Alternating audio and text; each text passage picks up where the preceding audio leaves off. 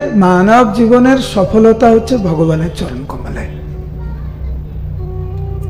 ভালো ভক্ত হওয়া মানে মানুষ জীবনের সফল। বহু জন্ম বহু জনিতে আমাদের জন্ম হয়েছে, কখনো মানুষ, কখনো কুকুর বিড়াল, কখনো গাছপালা কীট পতঙ্গ, কিন্তু কোনো জন্মে আমরা প্রকৃত শান্তি, প্রকৃত আনন্দ, প্রকৃত নিরাপত্তা আমরা পাইনি।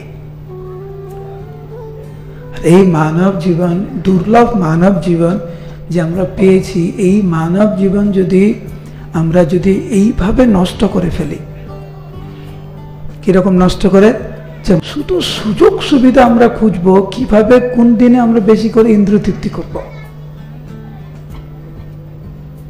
তাহলে তো ভৌতিক সংসারে আমাদের ফিরে আসতে হবে, কিন্তু দুর্লভ মানব জীবন কিন্তু আমরা পাবো না।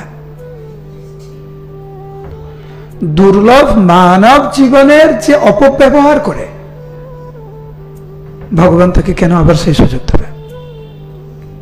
কিন্তু এই দুর্লভ মানব জীবনে যে সদ্ব্যবহার করবে,